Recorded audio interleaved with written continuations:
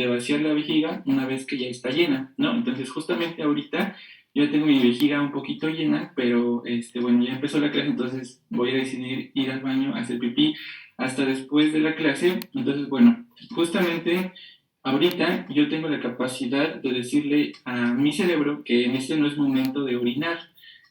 Pero también puede llegar un momento en el que las ganas sean muchas, tal así que mi vejiga ya no aguante y empieza a contraerse para, pues, dejar salir la orina. Entonces, bueno, la micción propiamente es el proceso por el cual la vejiga se vacía cuando está llena. Lo primero se hace en dos partes. Primeramente ocurre el llenado y posteriormente se lleva a cabo el reflejo miccional. Entonces recordemos que la vejiga es como un globito. Ayer les decía que todo lo que tenga hueco, que sea una víscera hueca, sirve para algo, para almacenamiento, y propiamente la vejiga únicamente sirve para eso. La vejiga como tal no le da ya a la orina nada.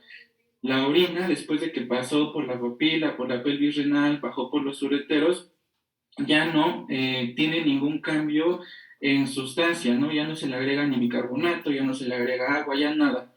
Propiamente sale por el uréter y ya, únicamente se queda así. Desde que salió de la papila renal, ya no cambia nada. Entonces, ya que sale de la pelvis renal, que la pelvis renal recuerden que era como un ensanchamiento, un engrandamiento del uréter, sale la orina por ahí y entonces el uréter tiene unas contracciones. La estructura histológica del uréter le permite hacer unas contracciones para que la orina vaya bajando y vaya bajando. Los ureteros miden como 25 a 30 centímetros, 35 centímetros, y propiamente llega la orina ya a la vejiga y entonces empieza a almacenar como tal. Imagínense que llega una gotita y nosotros queramos ir al baño, pues eso no sucede. Entonces la orina empieza a almacenarse en la vejiga, y la vejiga, que ahorita vamos a ver, tiene un músculo muy potente y muy importante que se llama músculo detrusor. Ese músculo detrusor es súper importante para la micción, puesto que es el que le va a decir propiamente el que va a ser el encargado de contraer la vejiga y así ir vaciando la vejiga de la orina. Entonces, primeramente empieza a llenarse la vejiga, se llena, se llena, se llena, se llena, y como tal, la vejiga es como un globito. Entonces se va expandiendo, hasta que llega el punto de que es tanta la expansión que hay unos receptores de ese músculo detrusor que mandan una señal para que empiece el reflejo de la misión, que ahorita propiamente vamos a ver. Entonces, bueno, recordemos cuál es el caminito que sigue la orina después de formada ya en la nefrona. Sale la orina de la nefrona, va hacia una papila, de la papila va al cáliz menor, perdón, después del cáliz menor va al cáliz mayor y después a la pelvis renal, y luego a los ureteros, y de los ureteros pues llega a la vejiga donde se comienza a almacenar. Entonces, propiamente la orina ya que salió de la papila renal no tiene cambios significativos, es decir, así como ya la hizo la nefrona, así llega a la vejiga propiamente. Ya tuvo todos los cambios en los túbulos contorneados, en el asa de Henle, en el túbulo contorneado distal, y de ahí ya no se modifica mucho. Ya llega a la vejiga con esa misma estructura con la que salió de la papila renal. Entonces vemos que los ureteros miden de 25 a 35 centímetros de longitud y también tienen la capacidad de tener esas ondas peristálticas, que bueno, obviamente hablar de las relaciones anatómicas de los ureteros nos tardaríamos muchos años. Solamente quédense con que miden de 25 a 30 centímetros, y lo importante fisiológicamente es que producen estas ondas peristálticas. Entonces vemos que nos va a servir saber de anatomía para comprender el proceso de la micción. Como tal, sabemos que la vejiga es ese globito, y ese globito está compuesto por un músculo muy grande, muy espeso, que es el músculo detrusor, así se llama. Acuérdense, ¿cuál es el músculo de la vejiga? El músculo detrusor. Pero no únicamente va a servir ese músculo como tal para llevar a cabo el proceso de la micción. Ustedes ven que la vejiga está formada por un cuerpo, que es propiamente la bolita, esa esfera este, que compone la vejiga, y propiamente, imaginemos que es un globo. El nudito del globo sería el cuello de la vejiga. Entonces, cuerpo y cuello. El cuello es la parte que se reduce de tamaño y en donde está el primer esfínter, que es el esfínter interno. Después lleva a cabo pues un pequeño ensanchamiento, un alargamiento, y después está el esfínter externo. Entre el esfínter interno y el esfínter externo hay algo muy importante, porque propiamente nosotros podemos controlar el esfínter externo, pero no podemos controlar el esfínter interno. Nosotros tenemos la capacidad de poder decir, ya quiero ir a hacer pipí, entonces relajamos el esfínter externo, que ya es por donde sale la pipí, y que bueno, hay una serie de diferentes mecanismos nerviosos que le van a ayudar a la vejiga a empezar sus contracciones del músculo detrusor. Otra cosa que es muy importante es la presencia del trígono vesical. El trígono vesical es una parte de la vejiga que se encuentra posterior e inferiormente, o sea, está el globito. En la parte de atrás del globito se encuentra un triangulito que histológicamente tiene una estructura diferente a toda la demás vejiga. Ustedes ahí en la imagen, voy a hacer un acercamiento, justamente ahí donde está señalado, dice aberturas ureterales y se ven como dos puntitos. Los ureteros llegan posteriormente, se introducen alrededor de 2 centímetros en el músculo detrusor y hacen esos dos orificios. Esos dos orificios, con el inicio del cuello de la vejiga, forman el trígono vesical. El trígono vesical es una como parte de la vejiga que se puede expandir un poquito más. Entonces, si la vejiga llegó a su límite, ese trígono vesical le va a servir para expandirse un poquito más. Es como más flexible ese punto. Entonces, eso es importante que lo sepan. ¿Dónde se encuentra? Se encuentra en la parte posterior e inferior de la vejiga y está formado por la entrada de los dos ureteros izquierdo y derecho y por el inicio del cuello de la vejiga. Entonces, iniciando el cuello de la vejiga está el esfínter interno, después la uretra anterior y posteriormente el esfínter externo, que se incluye junto con los demás músculos que forman el diafragma urogenital. Entonces, bueno, prácticamente quiero que entiendas que la vejiga está compuesta de dos partes, del cuello y del cuerpo. Aquí está la pared posterior donde les mencionaba este trígono vesical, que es una parte que le permite expandirse más, que le permite tener más expansión a la vejiga. Y pues ya, esos dos esfínteres, el esfínter interno y el esfínter externo. Ahora pasemos a hablar de lo que es el músculo detrusor. Como tal, el músculo detrusor es un músculo muy potente. Es un músculo tal que puede hacer que la presión de la vejiga cuando éste se expanda sea de 40 a 60 milímetros de mercurio, es decir, tiene una contracción muy fuerte. Y las células o las fibras que componen el músculo detrusor tienen la capacidad de comunicarse entre sí por uniones de hendidura. Entonces, imaginemos, no sé si han visto ustedes el programa del Chavo del 8, en donde llega un capítulo en donde don Ramón o Kiko agarra una corriente eléctrica y se empieza a electrocutar. Entonces llega doña Florinda, don Ramón, Kiko, el Chavo, y mientras lo agarran, todos empiezan a electrocutar.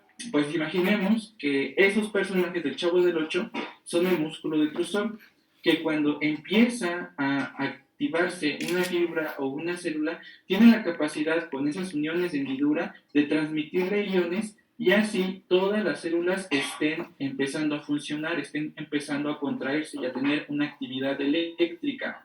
Es por eso que ese músculo es muy importante, ya que se activa una célula, tiene la capacidad de pasar como esa energía y esa carga eléctrica a las demás por esas uniones de hendidura, así como cuando don Ramón se electrocuta. Entonces, bueno, aquí viene lo importante y como que lo más interesante que nosotros vamos a ver de la misión. Como tal, la inervación de la vejiga está dada por varios plexos nerviosos, primeramente por los nervios hipogástricos que están en el plexo lumbosacro, por los nervios que están, los nervios pélvicos y el nervio pudendo.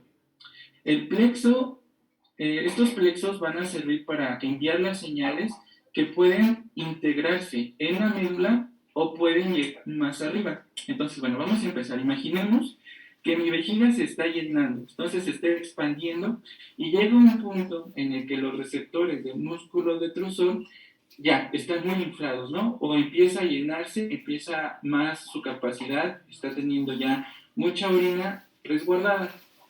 Entonces, cuando se empieza a inflar, a llenarse, se manda una señal a través de los nervios sensitivos hipogástricos que van a tener su centro reflejo en el plexo lumbosacro. Ahí en L2, donde dice L2, y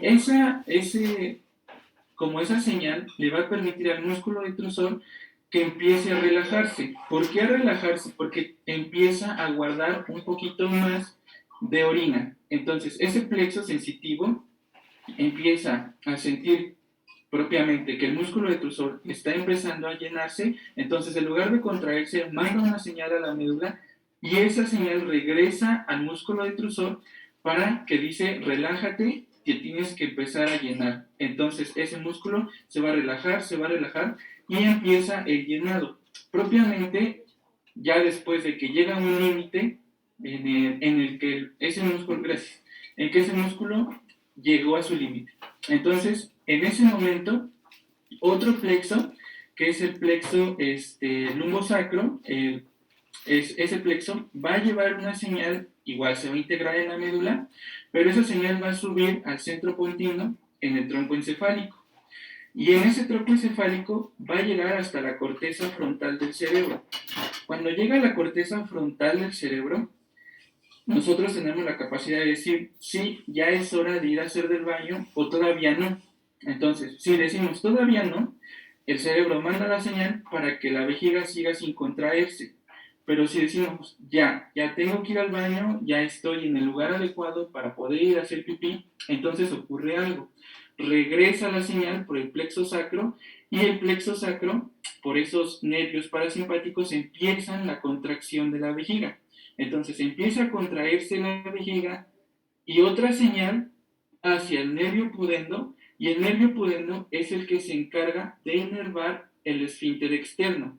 Y el esfínter externo entonces se abre y empieza a salir la orina. Entonces, en conclusión, ¿qué ocurre? Por el plexo lumbosacro empieza la señal de que la orina se está llenando la vejiga, manda una señal a la médula, la señal regresa para que el músculo detrusor permita un agrandamiento. Cuando el músculo detrusor llega a su límite, se envía otra señal por el plexo sacro que sube hacia el centro pontino, del centro pontino en el tronco encefálico, llega a la corteza frontal. La corteza frontal nos puede decir, ya es hora de hacer pipí, todavía no es hora de hacer pipí, regresa la señal por el plexo sacro, el parasimpático, entonces empieza a contraerse ese músculo detrusor, se abre el esfínter externo que está inervado por el nervio pudendo, que ese nervio pudendo igual llega a S2, S3 y S4, y entonces ya empieza la micción. Eso es lo importante, saber que la vejiga o en ese proceso interviene tanto los nervios hipogástricos, el plexo sacro y importantísimo saber que es el nervio pudendo y que el nervio pudendo pues es el que se encarga propiamente de la inervación del esfínter externo, que es el que permite la salida de la orina. Entonces, en conclusión, para saber, el parasimpático va a estimular la micción contrayendo el músculo detrusor y relajando el músculo esfínter externo, y el simpático va a inhibir la micción relajando el músculo detrusor y contrayendo el esfínter externo, es decir, lo va a cerrar.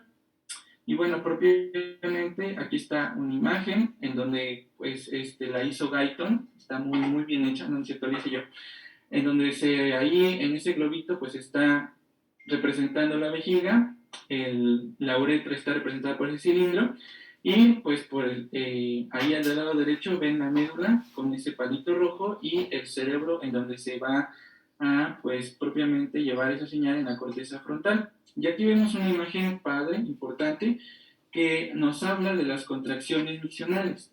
Cuando la vejiga se empieza a llenar, que es esa curva roja, que nos representa los volúmenes, los mililitros que ya están en la vejiga, empieza a llenarse y la vejiga empieza contracciones pequeñas, pero esas contracciones digamos que son autorregenerativas. Empieza una y le da la señal para que empiece otra más grande y otra más grande y otra más grande.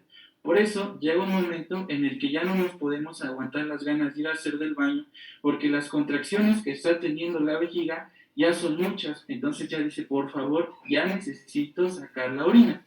Entonces se vacía y luego vuelve a empezar, se vuelve a llenar, empiezan las contracciones, y si ustedes ven, la orina, bueno, ya que nosotros no podemos aguantar es porque ya llegamos como a unos volúmenes de 400, 500 mililitros, pero las contracciones pueden comenzar alrededor de los 150 mililitros que nosotros estamos almacenando en la orina. Propiamente, pues nosotros podemos aguantarnos mucho porque la vejiga tiene la capacidad de expandirse gracias al músculo detrusor, que obviamente no es lo correcto, si no van a desarrollar una vejiga neurogénica y después a ver quién los cura, que no hay cura. Entonces, por ejemplo, digamos que un paciente que se ve mucho en neurología, que tiene una hiperplasia prostática benigna, y entonces por más que la vejiga se contraiga, pues la próstata está impidiendo la micción. Por más que la vejiga entonces empieza a contraerse, llega un momento en el que la vejiga dice, sabes que ya no me puedo contraer porque la orina no está saliendo, y entonces empieza a hacer mucha fuerza, por lo tanto se vuelve una vejiga neurogénica, una vejiga en el cual el músculo detrusor ya no sirve y por lo tanto pues no puede contraerse y no puede pues eliminar la orina, que eso pues sucede en pacientes que tienen hiperplasia prostática benigna porque pues no pueden hacer la pipí. Y bueno, sabemos que esto puede ser un reflejo que es aprendido, pero también podemos tener una micción voluntaria, ¿sí o no? Ustedes, por ejemplo, cuando van a hacerse un estudio de por ejemplo, un examen general de orina y tienen que orinar, pues ustedes pueden como estimular la micción. ¿Y cómo se lleva a cabo esto? Pues se contraen los músculos abdominales. Cuando se contraen los músculos abdominales, los rectos, empieza un aumento de la presión de la vejiga. Cuando se aumenta la presión de la vejiga, la orina, que está pues en toda la vejiga, se va hacia el cuello, y ya que está en el cuello, pues se distiende un poquito el esfínter externo, los esfínteres, y llega el vaciamiento. Micción, entre yo digo, aunque todavía no esté como ya llena mi vejiga, yo puedo como contraer mis músculos del abdomen y llevar a cabo la micción. Esa es una micción voluntaria. Y bueno, eso es todo de micción. Ahora vamos con un tema padrísimo que es la filtración glomerular. Como tal, la filtración glomerular es el primer paso para la formación de la orina. Si ustedes recuerdan, ayer veíamos la estructura de la nefrona y decíamos que la nefrona es como, permítame tantito,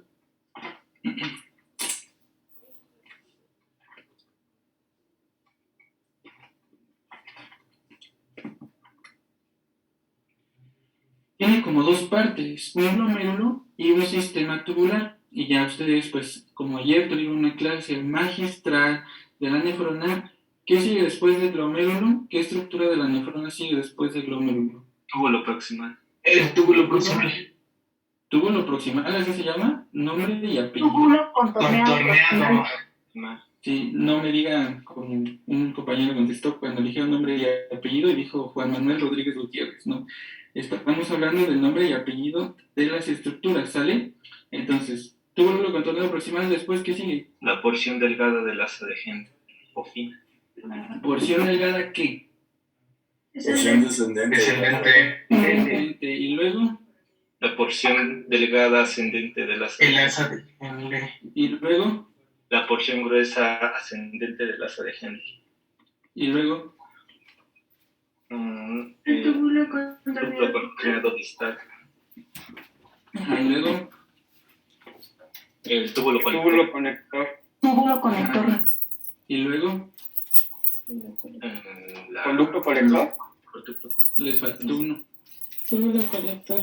Ajá, exactamente. Luego ya la papila, etcétera. Entonces, antes de que la orina pase por esos túbulos, tiene que filtrarse. Entonces llega la sangre desde la arteria renal, luego las arterias segmentarias, las interlobulares, las arterias arcuatas, las interlobulillares, luego llega hasta el glomérulo la sangre.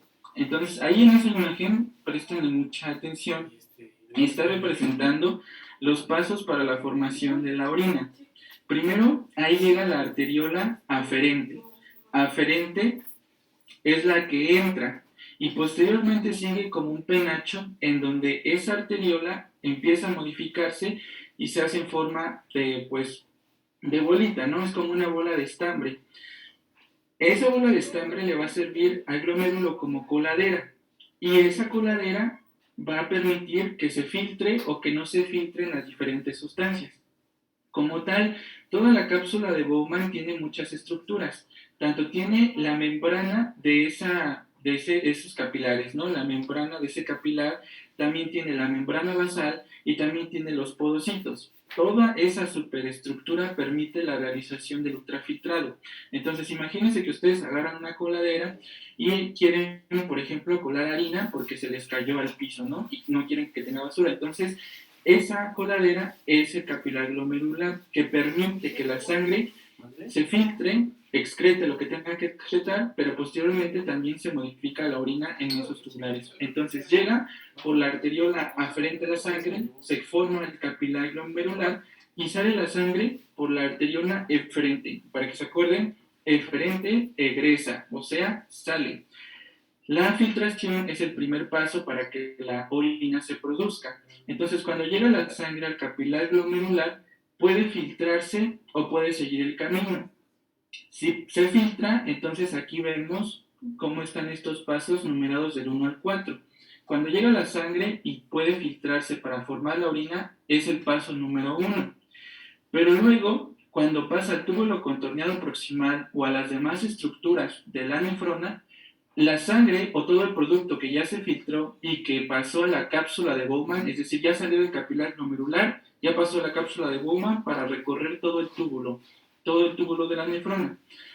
Pero pueden existir sustancias o líquidos que necesita la sangre. Pero como se filtraron, pues entonces pueden en el sistema tubular regresarse a la sangre. A ese proceso en el que las sustancias se regresan a la sangre después de haberse filtrado, se le llama reabsorción. Porque hay sustancias, por ejemplo, la glucosa, que dice en el cuerpo, sí, espérate, no la lleves a la orina porque la necesito. Entonces se reabsorbe y se regresa a la sangre, a la economía. No sé si me estoy explicando. Primero se filtra, pasa a la cápsula de Bowman, pero dice el cuerpo, no, esto sí lo necesito, reabsórbelo, regrésamelo. Entonces se regresa a la sangre por los capilares peritubulares que están rodeando a la estructura tubular de la nefrona. Puede pasar otra cosa. Imaginemos que la sangre llegó al capilar glomerular y no se filtró nada. Se siguió por la arteriola eferente. Pero dice, no, espérate, que de verdad no necesito esto en mi organismo. Te lo llevas a la orina. Como tal, ya pasó el capilar glomerular, pero pueden haber otros procesos que le permitan, desde los capilares peritubulares, que son esas cositas que están ahí como una rejita, que dice capilar peritubular ahí, que lo pueden regresar a la estructura tubular de la nefrona. A eso se le llama secreción, al paso de los capilares peritubulares a la nefrona, para que se vaya a la orina. Posteriormente, ya que todo se filtró, se reabsorbió o se secretó, lo que quede es lo que se va a excretar, porque como tal, ayer hablábamos del flujo sanguíneo que tiene el riñón, es mucho, es alrededor del 22% del total del gasto cardíaco. ¿Sí se acuerdan? Entonces, imagínense que todo eso que esté llegando de sangre al riñón lo estemos excretando, pues a cada rato estaríamos yendo al baño. Pero no, el cuerpo es tan sabio que lo que filtra se va a reabsorber y otras cosas se van a secretar. Lo vamos a ver mejor un poquito más adelante. Aquí en esta imagen. En la imagen A, nosotros estamos viendo un ejemplo de solo filtración, en donde llega a través de la arteriola aferente y ustedes ven una flechita hacia abajo por el tubo amarillo. Ese tubo amarillo está representando la nefrona. Entonces, lo que necesita llevarse a la orina se filtra. Eso me está hablando únicamente de filtración. Ahora, veamos la imagen B. La imagen B nos está hablando de una filtración con parcial reabsorción. Es decir, llega la sangre, se filtra una sustancia, por ejemplo, pero una parte de esa sustancia la necesita todavía mi organismo. No se puede ir a la orina. Entonces, ¿qué hace la nefrona? Hace procesos para que se reabsorba y se regrese a la sangre. Eso es una reabsorción parcial. Puede regresarse, por ejemplo, un cachito de eso, por ejemplo, los electrolitos. Los electrolitos no se pueden ir todos. Hay algunos para equilibrarse el organismo que necesita regresarse, entonces se lleva a cabo una reabsorción parcial. acuérdense, reabsorción, se regresa a la sangre. Es como si el cuerpo dijera, regrésamelo, reabsorción. Ahora vemos en la imagen C un ejemplo de reabsorción completa. Aquí la sustancia se filtra porque es muy pequeña, porque pueden ocurrir muchas cosas, porque el riñón puede estar dañado en el glomérulo. ¿Y qué pasa? Dice el cuerpo, no, si lo necesito por completo, regrésamelo. Entonces lleva a cabo una reabsorción completa. Como por ejemplo la glucosa. Nosotros no vemos normalmente glucosa en la orina. Nosotros no tenemos que ver proteínas ni aminoácidos en la orina. Entonces, a pesar de que se filtran, se regresan a la sangre por los túbulos contorneados o por el asa de Henle. Y ahora vemos, por ejemplo, en la imagen de el ejemplo de secreción. Aquí no se filtra. Imaginemos que llega a la sangre, pero esa sustancia sigue su camino, pasa por el capilar glomerular, no se filtra y se va por la arteriola deferente.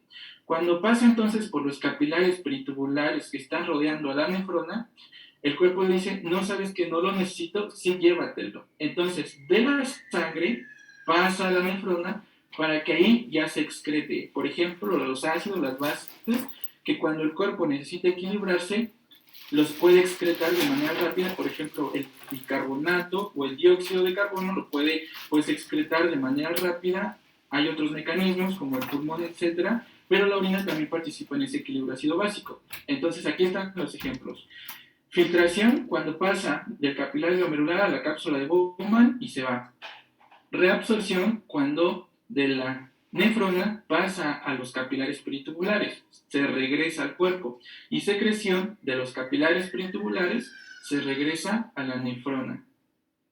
Entonces tenemos que el proceso de excreción es la filtración menos la reabsorción más la secreción. Es decir, lo que hacemos de la pipí, lo que hacemos en la orina, es lo que se filtró menos lo que se reabsorbió, porque lo que se reabsorbió se regresó al cuerpo, más lo que se secretó, porque lo que se secretó es lo que el cuerpo le regresó a mi orina. No sé si me estoy dando a entender. Entonces, lo que hacemos de la orina es filtración menos reabsorción más secreción.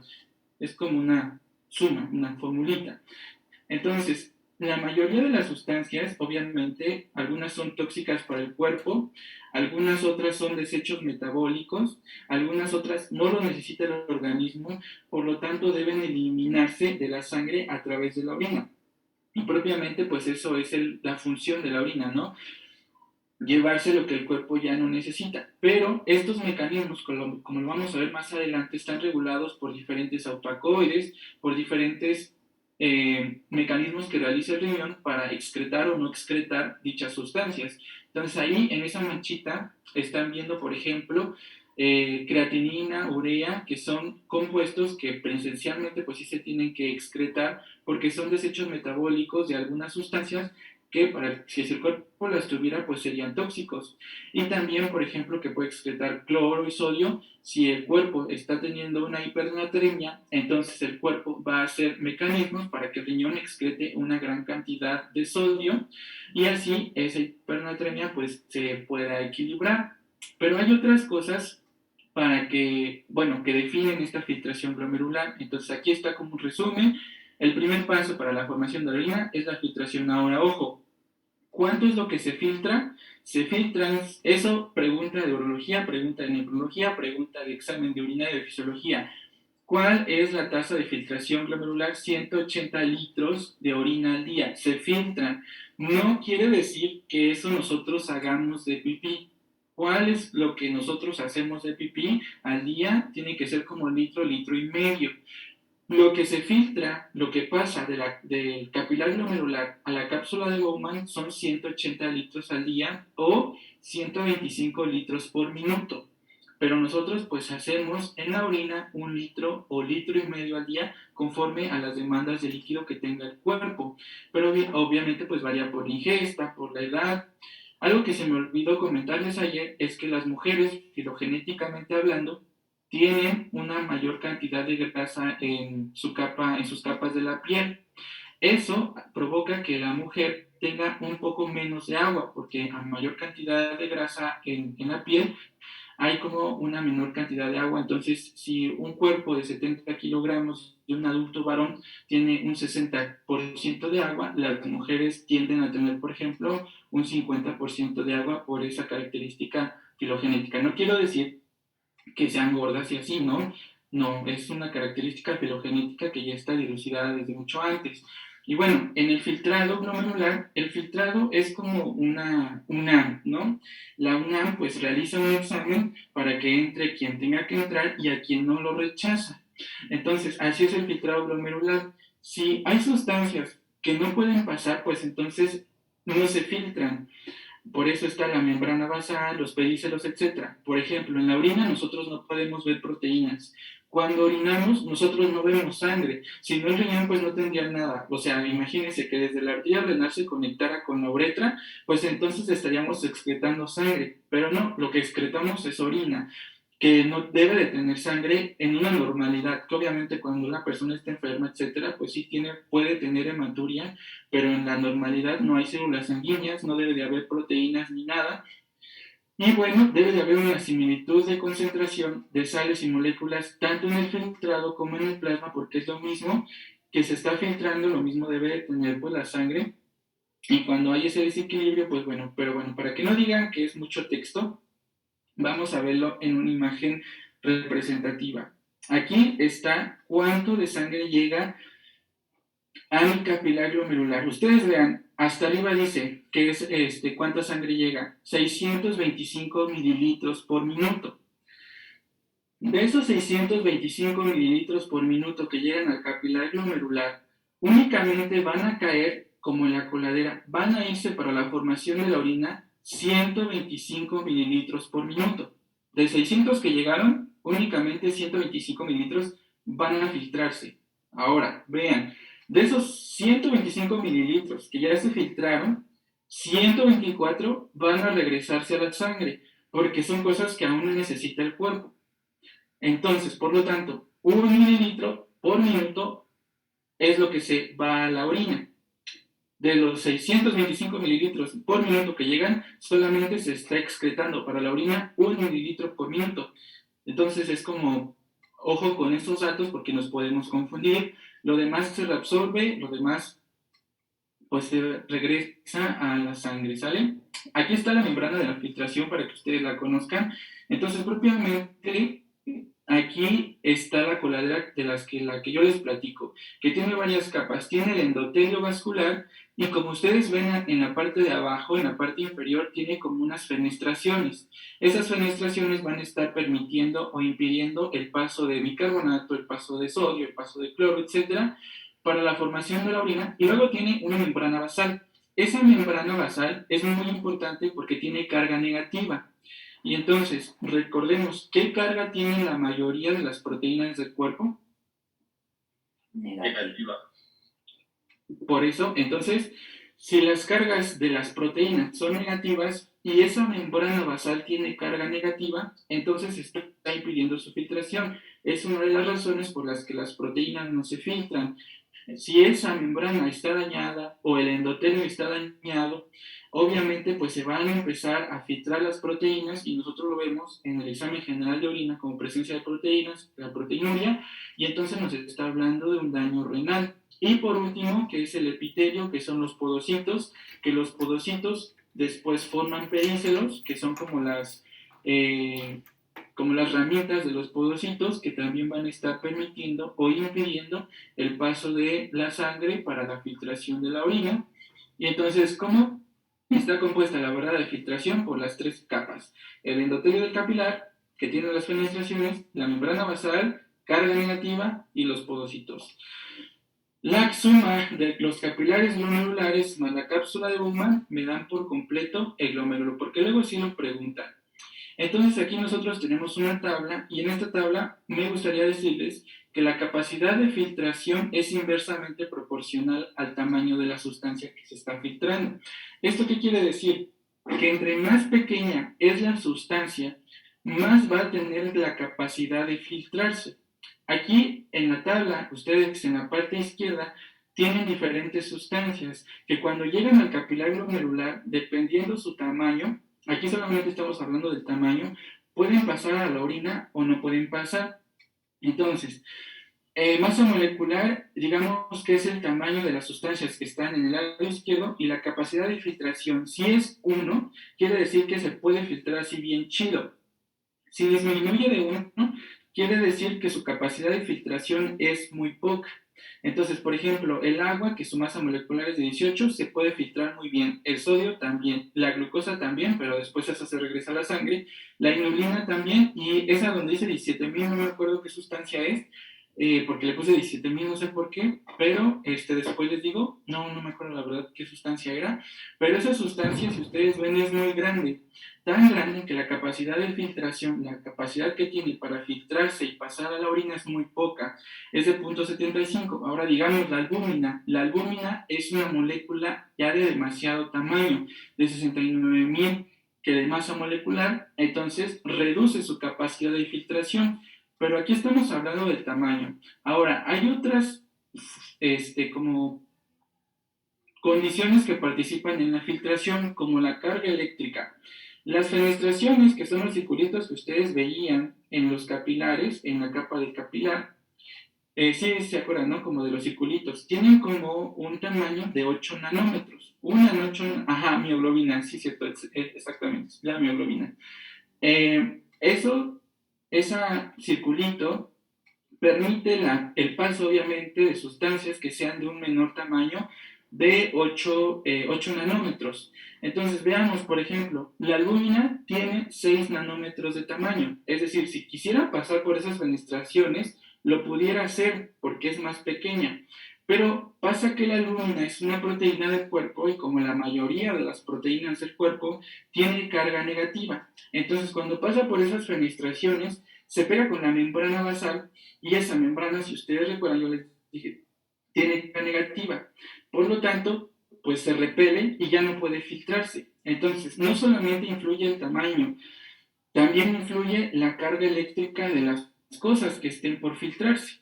Ahora, ya que vamos a ver algo un poquito más complicado, que son los determinantes de la filtración glomerular.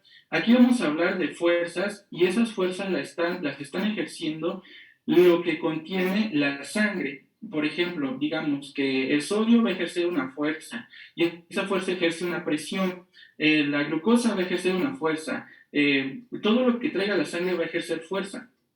Entonces, esas fuerzas van a determinar si es más fácil o si se impide la filtración. Ahorita vamos a ver una imagen, pero vamos a ver que existen fuerzas hidrostáticas, presión hidrostática y presión coloidosmótica. La presión coloidosmótica la va a determinar la cantidad de proteínas que tiene la sangre. Y la presión hidrostática es todo lo demás, todo lo que tiene de cationes, de aniones la sangre. Pero la coloidosmótica son las proteínas. Entonces, aquí ustedes tienen enfrente, en sus pantallas, 4 presiones. Presión hidrostática, PG, presión hidrostática dentro de los capilares glomerulares. PB, presión hidrostática dentro de la cápsula de Bowman. PG, presión coloidosmótica en los capilares glomerulares. Y PB, presión coloidosmótica en la cápsula de Bowman. Vamos a verlo en una imagen para que sea más fácil. Lo que está en rojo en la imagen representa los capilares glomerulares, es decir, ahí está la sangre, que después se va a convertir en orina. Ahí, en ese lugar, la sangre lleva fuerzas, lleva cationes, lleva proteínas. Por lo tanto, esas fuerzas me van a estar ejerciendo 2 presiones en el capilar glomerular. La primera es la presión hidrostática en el capilar glomerular, y la segunda es la presión coloidosmótica en el capilar glomerular. Ahora, vamos a ver si estas fuerzas favorecen o impiden la filtración. Llega la sangre por la arteriola inferente, llega al glomérulo, y ahí, en ese lugar, empieza la filtración, empieza la coladera. Hay fuerzas, las fuerzas hidrostáticas que están en la sangre van a favorecer la filtración, porque si ustedes ven, ahí hay una presión de 60 milímetros de mercurio. Comparando con las otras fuerzas, son muy bajas. La de 60 es muy alta. Entonces, la primera fuerza, que es la presión hidrostática en el capilar glomerular, favorece la filtración. porque llega la sangre y todos los cationes y todos los aniones se van a querer filtrar porque son muchos. Entonces esa fuerza va a favorecer la filtración. Pero ahora pasa que también en esa sangre llevan proteínas, y las proteínas que cargan tienen negativa. Por lo tanto, lo que es negativo muy difícilmente va a poder pasar, va a poder filtrarse. Como la presión coloidosmótica está relacionada con la cantidad de proteínas, esa presión coloidosmótica va a estar en contra de la filtración, es decir, va a impedir la filtración, porque cuando las proteínas quieran filtrarse, negativo con negativo se va a repeler. Entonces es una fuerza que va a impedir la filtración. Ya tenemos las dos fuerzas. Presión hidrostática en el capilar glomerular a favor de la filtración. Presión coloidosmótica en el capilar glomerular en contra de la filtración. Ahora, vámonos a la cápsula de Bowman, que es la que está abajo. Ya se filtró la sangre, ya empezó la formación de la orina. Ya que están en la cápsula de Bowman, también hay dos fuerzas. Presión hidrostática en la cápsula de Bowman y presión coloidosmótica en la cápsula de Bowman, que ahorita vamos a ver pues que no existe. Primero, se filtró todo eso, todos los aniones, todos los cationes, etc. Y entonces tienden ellos a regresar al capilar glomerular. Entonces, ya que pasaron a la cápsula de Bowman, tienden a regresar, y es por eso que la presión hidrostática en la cápsula de Bowman es en contra de la filtración, es decir, quieren regresar porque la fuerza es mucha y como que lo suben, está como subiendo, queriendo regresar, por eso es en contra de la filtración. Ahora, pasa que la otra fuerza, que es la presión coloidosmótica, en la cápsula de Bowman no existe. ¿Y por qué no existe o es igual a cero?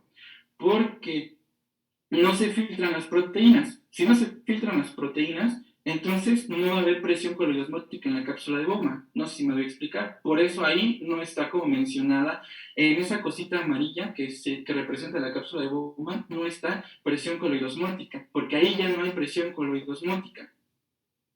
Entonces, son las tres fuerzas.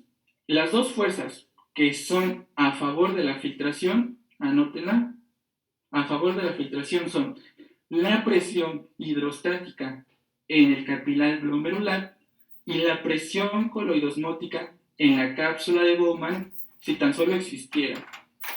Las dos fuerzas que están en contra de la filtración son la presión coloidosmótica en el capilar glomerular y la presión hidrostática en la cápsula de Bowman. Entonces, si nosotros queremos sacar la tasa de filtración neta, de presión de la filtración, tendríamos que restar 18 menos 32 a 60. 60 menos 18 menos 32 me da 10 milímetros de mercurio, que es la presión de filtración neta. Ahora, aquí está. La presión de la filtración neta es igual a la presión hidrostática en el capilar glomerular menos la presión hidrostática en la cápsula de Bowman menos la presión coloidosmótica en el capilar glomerular. Y ahí está tachada la presión coloidosmótica en la cápsula de Bowman porque como tal no existe. ¿Tienen alguna pregunta de esto? ¿Lo vuelvo a repetir?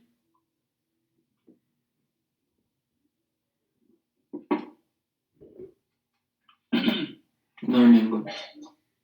Bien. ¿Seguros? ¡Wow! Todo bien. Está bien. Bueno, esperemos que sí. Bueno, si se quedaron así es el momento de hacer preguntas. Porque esto no lo enseñan en ningún lado, de verdad. O bueno, al menos a mí no me lo enseñó. Ahora vamos a ver qué puede cambiar. Esto hablamos de lo fisiológico, ¿no? Pero pueden haber situaciones que puedan alterar estas determinantes de la filtración glomerular. Por ejemplo, vamos a ver aquí. Recordamos que es algo muy importante, que la filtración glomerular es igual al coeficiente de filtración por la presión de filtración neta. Ahora vamos a ver, ¿qué es el coeficiente de filtración? El coeficiente de filtración me está hablando acerca de la superficie o la capacidad que tenga mi capilar glomerular para poder filtrar. Imaginemos que, no tengo ninguna cosa para darles un ejemplo, pero imaginemos que tenemos una red y en esa red nosotros queremos meter nuestra mano. Si esa red está muy cerrada, nosotros no vamos a poder meter nuestra mano, pero si esa red está muy abierta, sí vamos a poder meterla. Entonces, a esa apertura, a esa distancia del área que tiene nuestra red, le vamos a llamar coeficiente de filtración, que tiene que ver con qué tan abierto o qué tan cerrado están mis capilares globulares para permitir la filtración.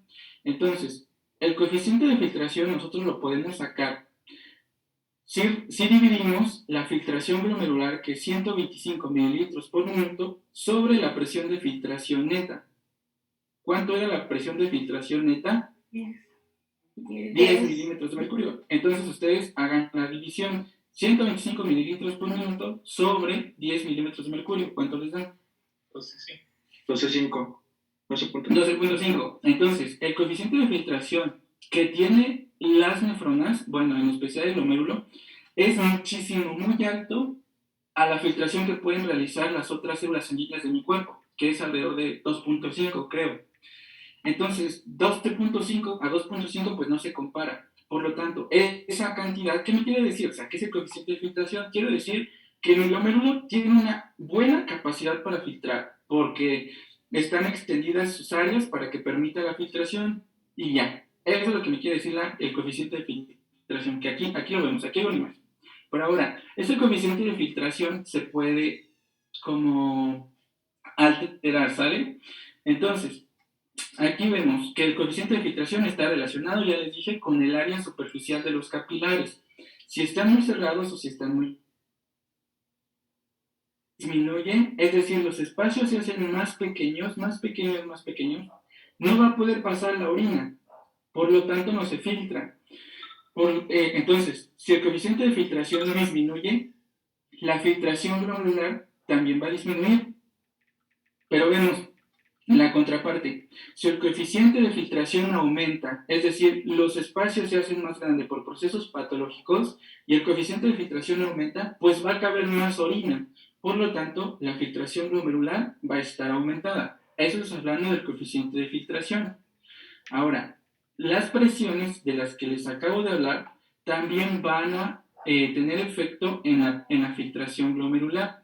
Entonces, vamos a hablar de la presión hidrostática en la cápsula de Bowman, que es la fuerza que está impidiendo la filtración, pero que está en la cápsula de Bowman. Es decir, ya se filtró, ya no está en la sangre, ya está en esa cosita amarilla para irse a la orina. Puede pasar, por ejemplo, que en el camino haya una obstrucción y que se esté acumulando orina. Si se está acumulando orina en esos túbulos, toda la orina va a quedar estancada en la cápsula de Bowman. Recordemos que ese líquido que ya se filtró está ejerciendo una presión hidrostática en contra, es decir, para arriba, impidiendo la filtración de lo demás. Imaginemos que nosotros vamos en el metro y únicamente hay una persona, nosotros en el vagón, y en la estación donde vamos a bajar está llenísimo, así como Pantitlán a las 8 de la noche, 8 o 9 de la noche, está llenísimo. Entonces, imagínate que toda esa fuerza, todas esas personas entren al vagón, no te van a dejar pasar a ti. Por lo tanto, si se acumula mucho líquido en la cápsula de Bowman, va a haber mucha presión hidrostática que va a estar impidiendo que nueva orina se filtre. Por lo tanto, si aumenta la presión hidrostática en la cápsula de Bowman, va a disminuir la filtración glomerular. Si disminuye la presión hidrostática en la cápsula de Bowman, pues qué mejor, porque es una fuerza que impide. Y si disminuye, se disminuye ese impedimento. Por lo tanto, aumenta la filtración glomerular. Esto se da mucho cuando, por ejemplo, hay una obstrucción renal y no se permite la salida de la orina. Ese es el efecto de la presión hidrostática. Ahora, veamos el efecto de la presión coloidosmótica en el capilar glomerular, o sea, arriba, en la sangre, en ese capilar. Todavía no se ha convertido en orina, no se ha filtrado. Entonces, cuando llega la sangre, Llegan las proteínas acompañadas de muchas cosas, de sodio, de solutos, de glucosa, de muchas cosas. Todas esas cosas se filtran.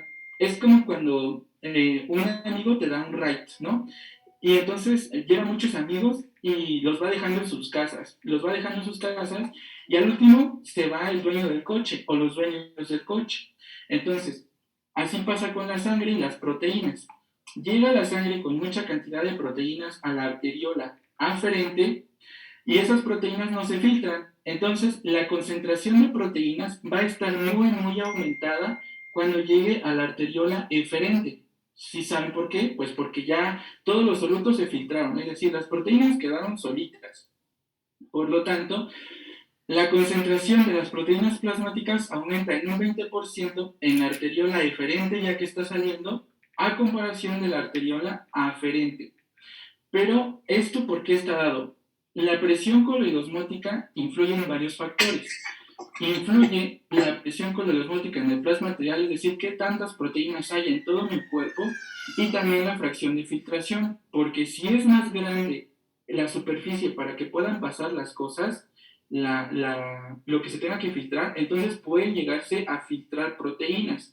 Entonces ahí también está como influyendo en la presión coloidosmótica.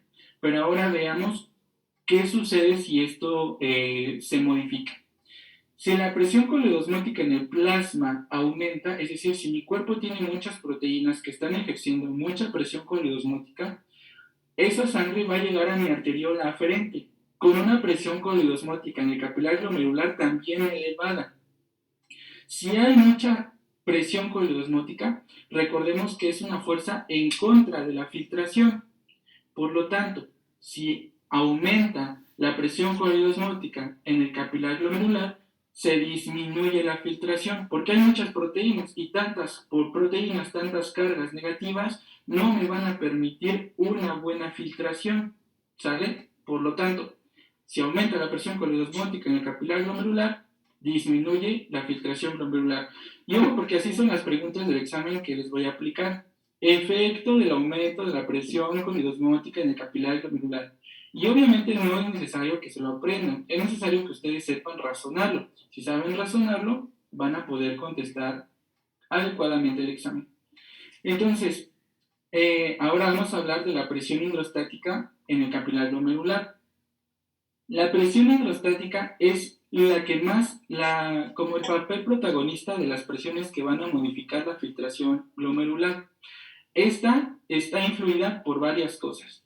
Por la presión arterial que tenga el sistema, por la resistencia arteriolar aferente y la resistencia arteriolar eferente. Ahí está una imagen del metro que se está cerrando sus puertas. Cuando el metro en el vagón cierra sus puertas, hay menor capacidad para que puedan entrar pasajeros. Y eso pasa en el cuerpo humano. Si las arterias empiezan a engrosarse o tienen placas de ateroma, etc., la resistencia va a aumentar. Cuando la sangre pasa por las diferentes vías de nuestro cuerpo, ejerce una fuerza hacia adelante y hacia los lados. Es como cuando nosotros vamos con mucha prisa en el centro o en algún lugar y queremos empujar a todas las personas. Vamos hacia enfrente y vamos empujando. Así va la sangre en ese camino. Pero si hay algo que se le opone, entonces la resistencia arteriolar se aumenta. Y esa resistencia arteriolar, imaginemos que hace que la luz de mi vaso sanguíneo disminuya y que le sea más difícil a la sangre pasar. Y todo esto porque nos va a estar aquí implicando algo. Aquí ustedes ven una imagen en la parte derecha que está representando un aumento en la resistencia arteriolar aferente. Si hay un aumento en la resistencia arteriolar aferente, no van a poder entrar una gran cantidad de sangre para poder filtrarse. Por lo tanto, si aumenta la resistencia arteriolar aferente, disminuye la presión hidrostática en el capilar glomerular porque no va a haber nada de sangre, no va a tener la misma capacidad de sangre que está entrando porque la puerta está cerrada. Si no hay sangre, pues obviamente no va a haber nada que filtrar. Por lo tanto, disminuye la presión hidrostática en el capilar glomerular y disminuye la filtración glomerular. porque no va a haber sangre que filtrar. Ahora, veamos lo que pasa si hay una resistencia, pero en la otra arteriola. Aquí nosotros vemos dos como alteraciones, una alteración mayor y una alteración pequeña. Váyanse en la parte inferior de la diapositiva en donde dice pequeño aumento en la resistencia arteriolar eferente. Y ahí ustedes pueden ver en la imagen que la arteriola está un poquito cerradita, un poquito cerrada.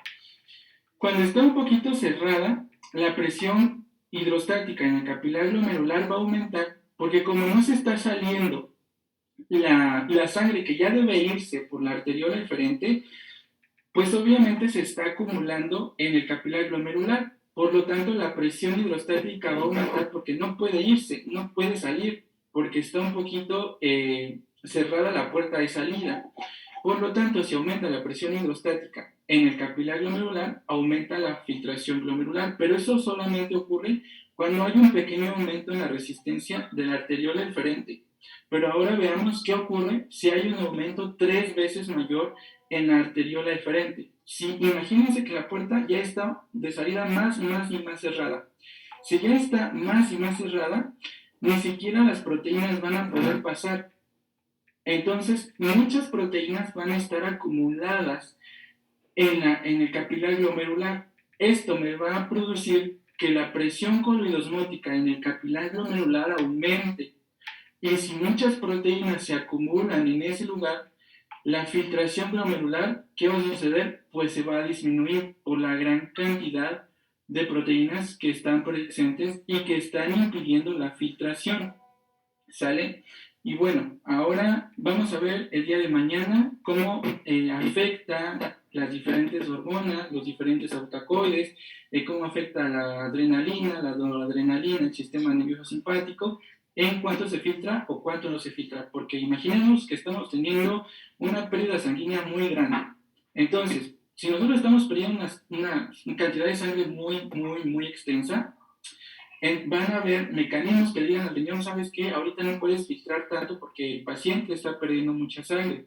Entonces va a participar el sistema nervioso simpático, van a participar diversas hormonas, autacoides, que van a reducir o aumentar la filtración glomerular dependiendo de la situación del individuo. Entonces, bueno, hasta aquí llegó la clase del día de hoy. Nos vemos el día de mañana y espero que se sigan conectando. Si conocen a alguien que le pueda servir el curso de otros grupos, de otras escuelas, son totalmente bienvenidos. Y porque hasta aquí espero que se hayan unido los de la Universidad de Jalisco, en donde pues imagínense que pueda llegar a más